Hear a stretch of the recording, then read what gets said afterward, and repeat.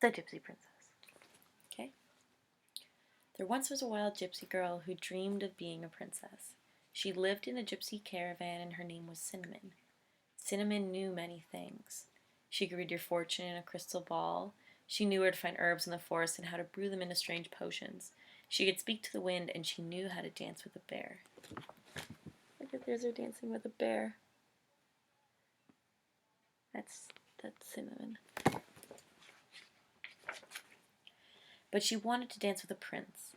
In the evenings after supper, she would sit by the open fire, listening to her old auntie tell tales of magic and enchantment, tales of mermaids and pirates and dragons and princesses and fairies. Oh, Cinnamon sighed, if only I could live in the palace like Princess Sabrina. Even a princess can be unhappy, her old auntie replied. Impossible, Cinnamon said as she wilted a piece of wood she had found in the forest. The old gypsy woman smiled with pleasure as she watched Cinnamon free another creature from its prison of wood. There are things more precious than a crown of gold, she said, but Cinnamon didn't believe her. There's her whittling, and these are her fantasies. Look at the dragon, and the mermaid's in there somewhere. One day, Princess Suprema came to the gypsy caravan to have her fortune told. Cinnamon gazed into the crystal ball, and her eyes grew wide. I see a great palace. I see a handsome prince.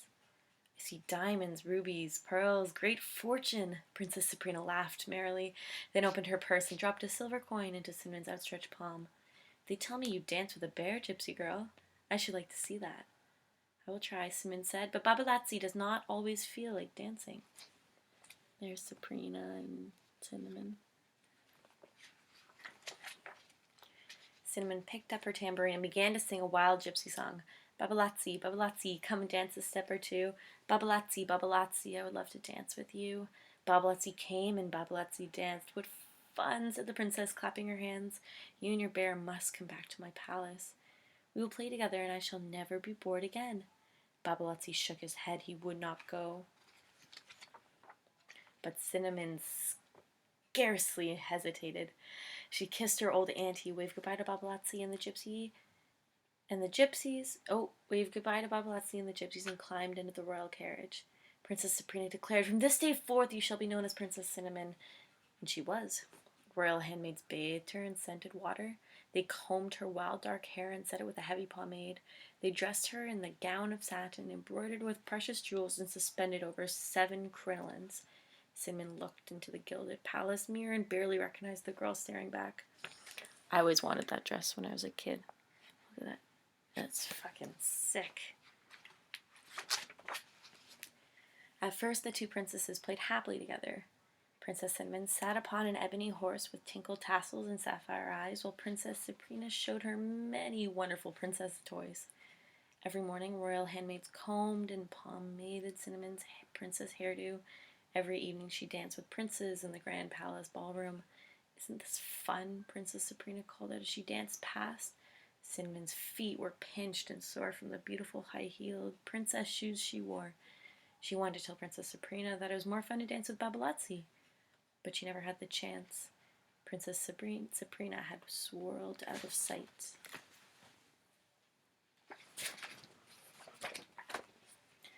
Then the days passed into weeks, and the wonderful princess's toys no longer seemed so wonderful.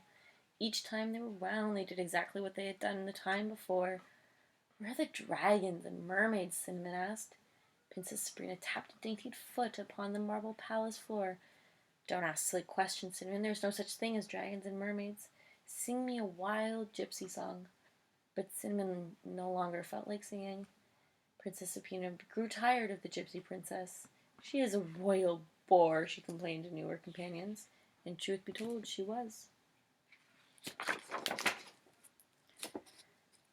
That night, Cinnamon tossed and turned upon her soft princess bed. I am lonely, she cried, so very lonely.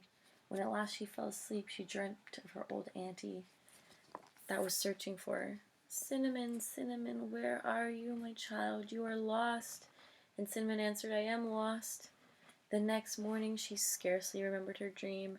She knew only that she had longed to feel warm earth, not cold marble, beneath her feet. At breakfast, she could not eat her pheasant egg omelette. She asked to be excused, and Princess Suprema waved at her impatiently.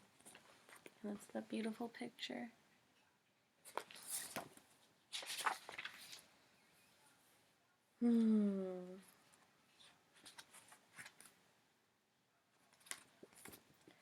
Cinnamon left the banquet hall and went down to the great gilded gates. Opening them cautiously, she stepped onto the rough road that led away from her palace.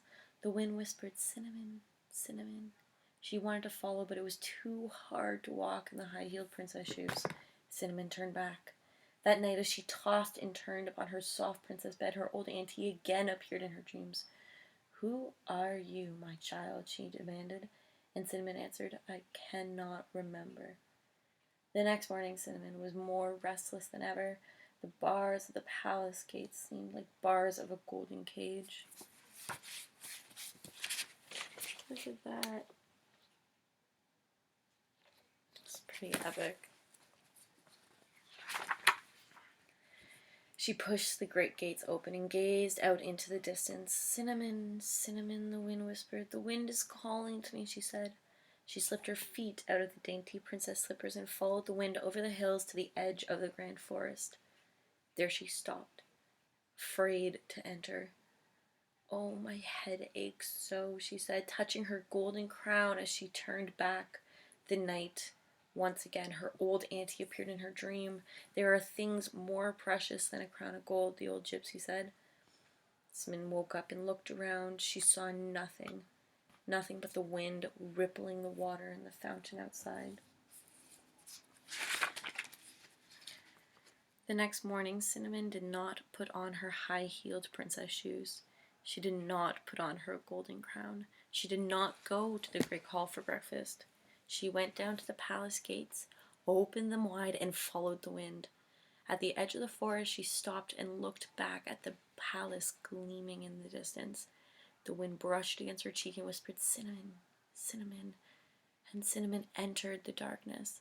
Brambles and thorns tore at her dress, but Cinnamon did not turn back. She walked deeper and deeper into the forest. She walked all day, and just as the first stars appeared in the darkening sky, she reached a small lake. That's her walking in with the palace. There she rested. She ate wild raspberries and slept more soundly on her bed of leaves than she had ever slept in her soft princess bed. She awoke half expecting to see servants in gilded palace walls. Instead, she saw a golden sunshine and a great bear swimming in the cool forest lake.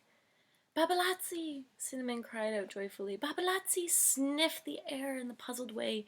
He thought he heard his lost friend calling, but he didn't recognize her. "Grrr," he growled. Then he turned, swam back to the far shore, and disappeared into the depths of the forest. "Have I changed so much?" Cinnamon wondered. Glancing down at her reflection in the clear water, she touched her hair and it felt stiff with pomade and perfume. "Ugh," she said, and she dove into the lake. With every last trace of perfume and pomade had been washed away, she rose from the water triumphant. "Babalatzi may not know who I am, but I know who I am. I am Cinnamon, I'm a gypsy girl, and I know how to speak to the wind.